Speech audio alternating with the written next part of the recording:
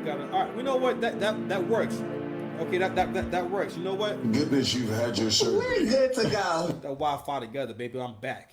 I'm all the way back. So before I get into this, man, we gonna go have a conversation about the whole Hulk Hogan thing. So what I'm gonna be building on is y'all's reaction to this man dying, and what it says about y'all. The fact that okay, so what we've shown as a community is that we don't have no morals. We don't have no class, and what we think is that if someone goes low, let me go lower. No long term thinking, and that shit comes from being raised by just your mama and your aunties. What y'all have shown, with y'all reactions to this man passing away, is that yo, you don't know right from wrong. That nigga Pat, yo, he hasn't been dead for 24 hours. So the one of the reasons why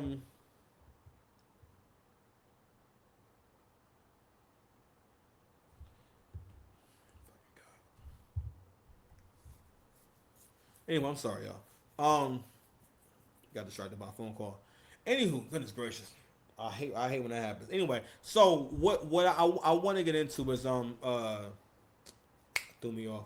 I'll start again, y'all. I'm sorry, I got a phone call from my son, mother, and everything. That shit just threw me off. So going back to the whole Hulk Hogan conversation, people's reaction. You got to realize again, we're not on the internet by ourselves. Okay, we're not by ourselves. We're not, we don't have our own internet. Any given time, depending on what that person's algorithm is, a white person can see a video from a black person. A white person can see that same video I showed you earlier. White people can see that too. All right, we don't want white people to feel like, yo, that girl in that video, that's us, and that's how we are, and that's how we get down. I mean, listen, shout out to the sisters in the video, but at the same time, listen, y'all have proven to be covert enemies. I don't know, so that remains to be seen. But shout out to them for, I guess, taking a crack at it and pulling out the word accountability. All right, let's see where that goes. Right, but anywho, somebody made a comment I saw earlier on Twitter, and it said that this is why people in America, or people in general, do not like black people, right? And I noticed that for the most part, most disenfranchised groups, or groups that consider themselves to be disenfranchised, especially queer people, I see this behavior a lot in queer people, where it's a behavior where you're not one part of having a good life and having good relationships is being able to have good interactions with people, and being able to connect with people, right? And understanding what people like and don't like. Black people cannot stand having to acknowledge the concept of not doing stuff that people don't like. You have a much easier time in life when you don't rub people the wrong way. But you got to realize some people, because they're not developed and they haven't matured past a teenager's mind, which most people don't. If you don't have your father or strong men around to help you with your emotional regulation, you never learn how to get over your emotions and your feelings. All right, and you become a person who thinks that a part of, especially men, ain't nothing more uncomfortable than men who get mad, especially you dark skinned niggas. But you become the kind of dude that cannot handle, first of all, even understand your emotions. Like I always think about different experiences I had when I was younger with my father, and I didn't realize that I would do certain things to get his attention. I remember one time, we was at some kind. I would kind of get a little anxious when we would be in groups of people, right? And I didn't know that I was anxious, or I didn't know that I was awkward, and I didn't know what to do. So I would do a lot of times is I would separate myself, or I would go off by myself and everything to kind of not calm down, but just kind of just break away for a quick second, right? And one time I did it in a way that was a little bit dramatic. It was kind of at this little kind of like get together in the park and everything. And I guess at the time when I was younger, I felt like my father didn't understand the things that I cared about and I wanted. And a lot of things he was trying to kind of put me on to was things that he liked and he wanted for me, which wasn't a bad thing. He doing what he can do, right? But but also I'm young, right? But when I was older, really like recently, I realized that I would do stuff like that, like separate myself, storm off and stuff like that, because I knew my father would react to it, or my father would have to ask me a question or engage with me, and that's why I was doing it, right? But if not for knowing my father and have my father, kind of help me with getting over myself and having logical conversations and everything, and having conversations where he's the more mature one, I'm able to outgrow that part of myself. But if y'all never experienced that, you'll never outgrow. You're basically the feeling of because the more emotional you are, the more you feel like you're right. That's what it does. You know what I'm saying? The more intense you feel, the more you have a hard time not seeing. I'm sorry, the more you have a hard time seeing what's the parts you're playing, or what could have you done to avoid this. You understand? So as you guys know, Hulk Hogan passed away in the last 24 hours. I don't know if it was yesterday or today, but I wanted to go ahead and look at basically what we're seeing on Black Twitter. Hold on a second.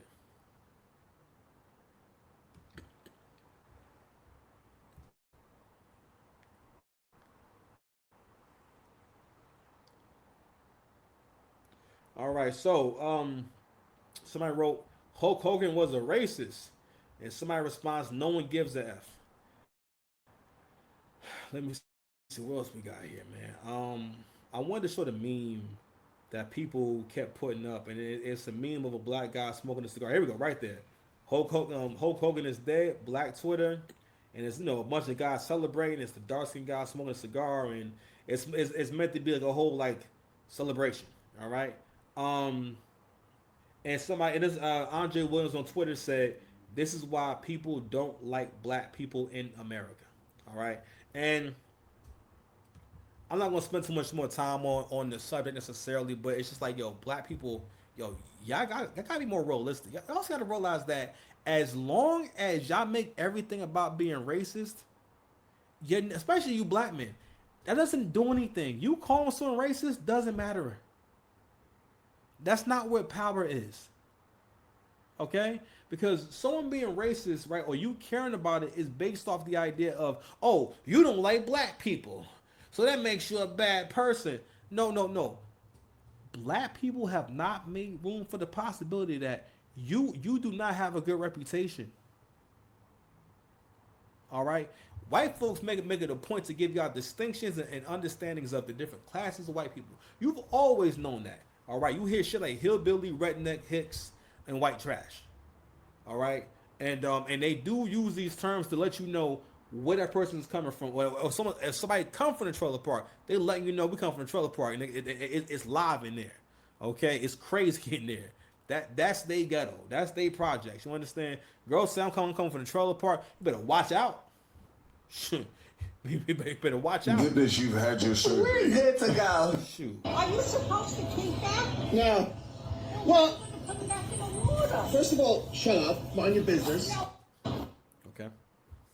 But anywho, but yeah, but we gotta also realize that when black folks talk about these kind of subjects and whatnot, what we wind up doing is trying to convince the person across from us to, in so many words, pretty much feel how I feel, look at it how I look at it. That is a very naive thing to think that that a good world is one where no matter what color you are or who you are, you just love black folks. All right. But what people are basing this off of is basically a recording of him in private that was used to blackmail him. Actually, someone actually mentioned it on Twitter.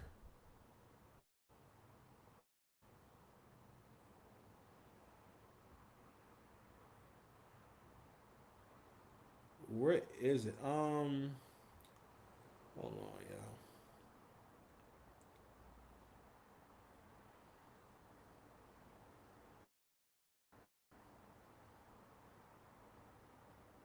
Well, I guess not. Whatever. Anywho, but I actually saw a really good point that I wanted to talk about. Right. So people also said that he never apologized for that racist rant. So on that phone call, we talked about basically he said the N word a bunch of times, right? And he talked about I guess his daughter was dating a black guy and everything, and they got into it, and he later explained that basically that something really bad had happened and this and that, right?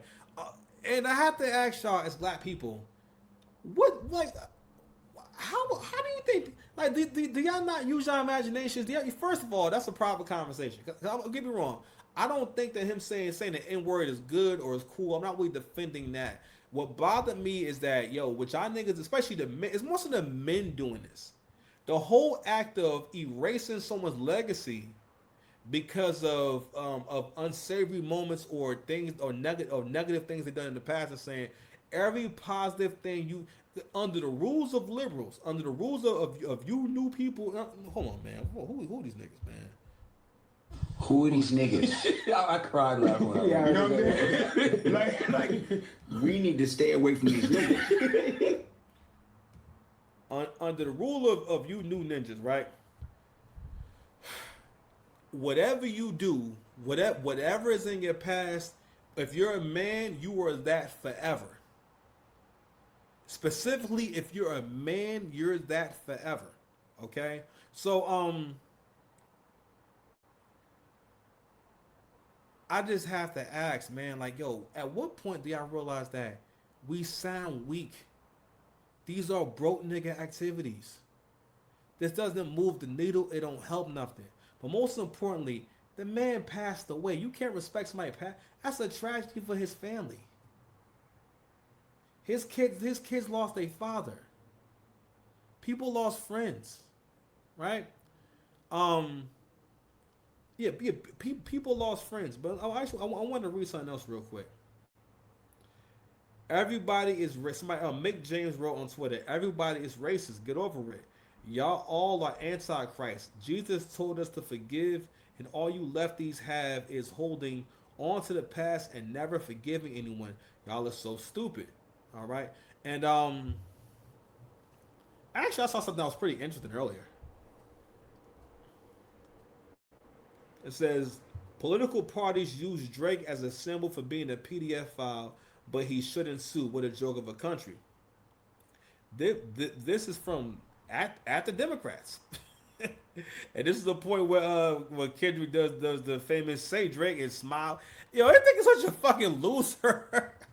Like, y'all niggas is really white. For the most part, this nigga is living out a fantasy he's been having for the last 15 years, and y'all are cheering him on, saying, go, buddy, you go. And a part of it is because is what y'all niggas think. Even what y'all niggas think is fighting the power is crazy. Y'all really think that the Kendrick Lamar performance was impactful?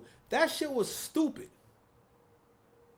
How was having a bunch of niggas crip walking and a bunch of gang culture? How was that helping us? How does that what kind of representation is that for the country? What I'm saying, like, to the country. You understand? Like, and that's he always doing that shit. When it's time for him to pop out, he has to do the I'm uniting the gangs. Nigga, you are not uniting the gangs. I had a conversation with my guy recently, and this nigga, I'm thinking that he really has some information. He telling me that Kendrick is the Don of California because of the pop out show. I'm like, nigga, we don't. Them niggas had a gang sweep. I think Big U got locked up in a Rico. Man, nigga, them niggas is not united. Them niggas is in shambles right now. They trying to clean up LA right now. You feel me? But like, and these are things that people are comfortable believing because you dark skin. Because you dark. I'm telling you, dark skinned dudes have more credibility in the community. Like, my man was if Kendrick Lamar was light skinned, he would not be assuming that he really united the Bloods and the Crips. And he basically saying Kendrick united the Bloods and the Crips out of his hatred for Drake and his jealousy of Drake, and everyone united to support him. His jealousy, you know what I'm saying? But these are the things that go on in the black community. Now, if you're a winner, this is what you know. This is what goes on. You know that you get attacked covertly and overtly if you in any friend circle with broke niggas, or niggas ain't got no motion. All right, ain't nobody more mean, more callous, and more rude than a broke ninja. All right, because that kind of person usually does not value time. They don't value resources, and they don't value people, and they don't think ahead. And when you're that kind of person, it's hard for you to be a good person. You're probably not a good person. You understand? But that guy makes a really good point, and I'm like, bro, like, yo, if we wanted, and I heard this years and years ago about black people, right? And it was on 30 Rock, and it was when when the Frank character says to Tracy, maybe you guys are just being treated like everyone else because we make jokes about Jewish people, jokes about Italians, jokes about Germans. Everyone talks about everyone. Why do you feel as though people can't talk about you? And what it really is let's just call it what it is. It's us being sensitive. Like, we still haven't gotten comfortable with being equals with everyone else. That's why we make it a point to say, hey, you know I'm sensitive about that. You know I don't want to hit it. I mean that's kind of what we'll be growing into. You got to realize that the more that we behave like that, the more people don't really feel as though they need to fear us, because I'm gonna take you serious. But anyway, let's go. Let's go ahead. Now listen, I'm creative. I'm also compassionate. I'm hella compassionate. But this is Hulk Hogan explaining that phone call, right? But I'm just saying, this nigga sit here in the do rag with this cut, knowing that there's a crazy ball spot. It's no telling the length and how much of his head the baldness is covering. You notice he never stopped wearing the do rag. And actually, now I'm thinking about it, that makes sense. He's going to get into a story about having a lot of, coming up in the, basically, he came up in the, Hulk Hogan came up in the hood, son. He was a hood white boy. And we're going to keep it a buck here. Let's just take what he's saying at face value, big pause. Y'all know hood white boys, we trying to say the N-word. And saying it with mad soul and believability because you N-words don't have boundaries and y'all can't find no other way to communicate. But that does happen. But you have to, let's just take a moment and try to find the humor in the fact that Hulk Hogan had friends who called him the N-word and he called him the N-word back. Like, hey, nigger, 40 days and 40 nights, nigga.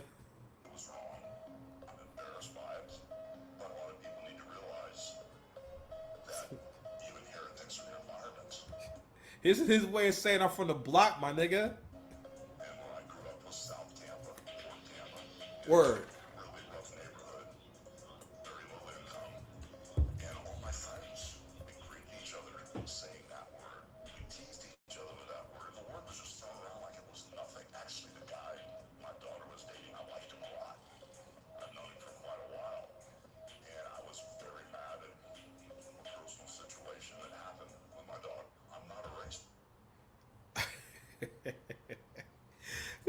Yeah, imagine the Hulk Hogan in the hood, you know what I'm saying? He dapping niggas up. But listen, when I first heard that, I did say that's crazy.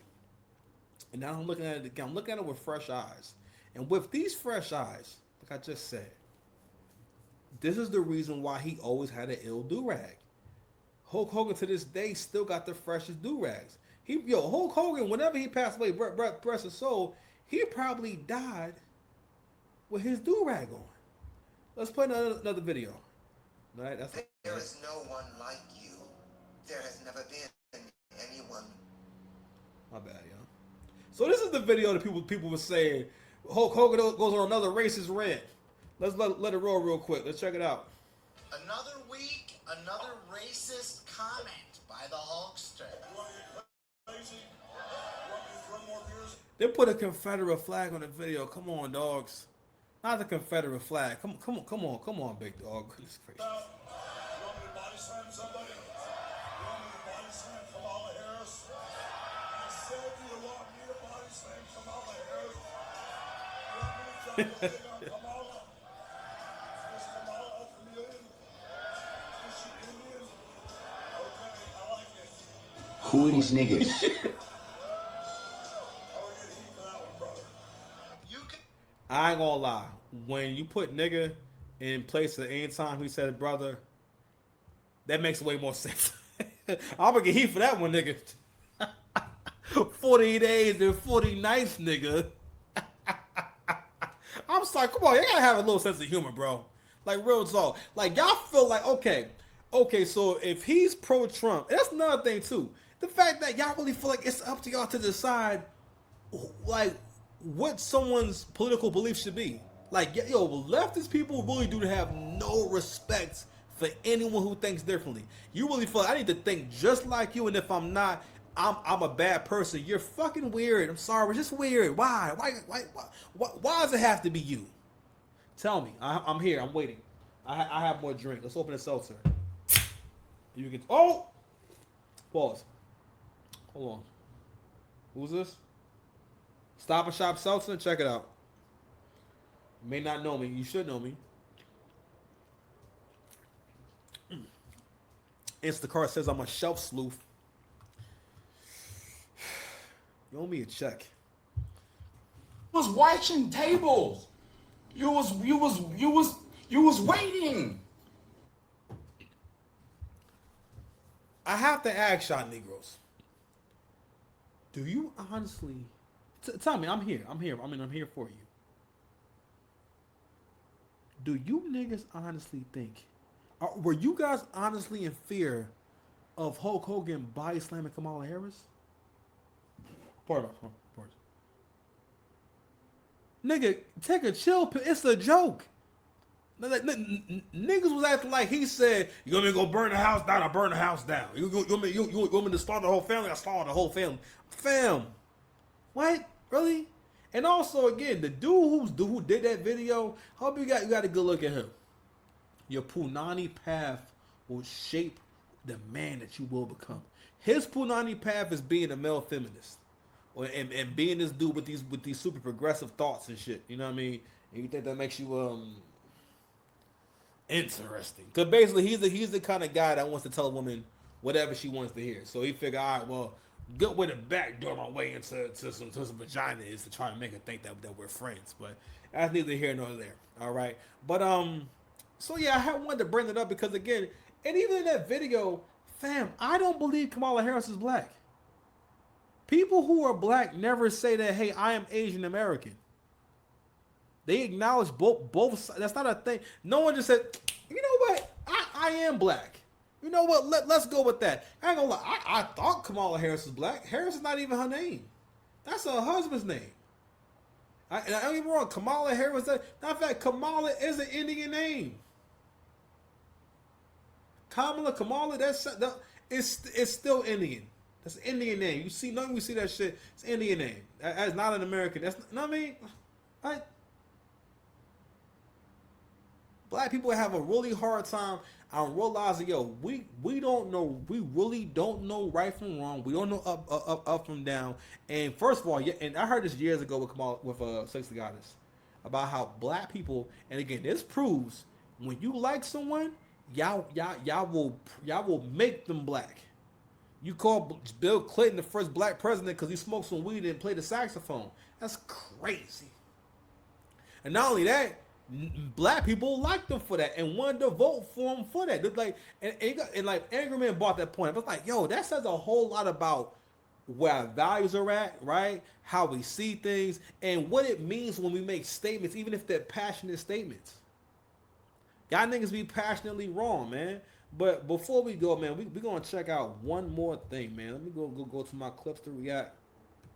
All right, man. Before we go, we're gonna leave out on a high note, man. And rest in peace to the Hulkster. All right, check it out. What about the halftime show? Did you like that? Ah, bro, I couldn't understand. What about the halftime show? Did you like that? Ah, bro, I couldn't understand a word that was being said, man. I had my volume turned up. I had a bunch of people yelling and screaming at the house, and I really didn't know what was going on, man. I was waiting for Willie Nelson to come out, man, and see him sing America the Beautiful or something. What about the halftime show? Anyway, man, all right, so we gotta leave on the high note, man. Rest in peace to the God, man, Hulk Hogan, man. Who are these niggas? I cried laughing when I Yeah, read you know that. what I'm saying? We got the hour mark, We man. need this. Real talk, you cannot let people with low vibrational behavior and energy drag you down, man. That guy interacted earlier. Actually, I made sure I did evening prayer for him, and I made sure I prayed for him. That was a very, you know what it was too. I make it a point to have good interactions with people, and when you deal with people and they're being nasty for no reason, that person is really suffering, and they have a sickness. Excuse me. They're really suffering. It's not normal. If you ever find yourself in a confrontational situation out of nowhere, or a guy does that, leave him alone. He's suffering. Because that can happen in the gym. Because also, too, some of these guys, they get word rage. If you see, you notice a lot of dudes who be in really good shape, they always seem angry. Because them niggas be having word rage. But anywho, I ride home. I was like, damn. He could have bought me down and ruined my entire day so easily. And me and him would have got into it, would have escalated into an actual, even an argument. He would have ruined my whole night. You know what I mean? And I was tough. I was like, oh wow, okay, you got it. But cause you know what I mean? Because I'm like, I'm not no, and like, you know what? I said, well, all right. But I thought about like, damn. So if we would have went down that path, I mean, I don't think it was really that serious, but it's like, but it could have went there. I wasn't feeling that shit. And again, I was more so hurt. I'm like, wow, I heard that. Cause to me, it's like, yo, whenever people are being nasty to you for the sake of being nasty, I'm like, god damn, bro, it's me. Big bro. But anyway, Six Paths Dice here, Mr. Lane, if you need me, man. Yo, we out of here. Love y'all. Peace.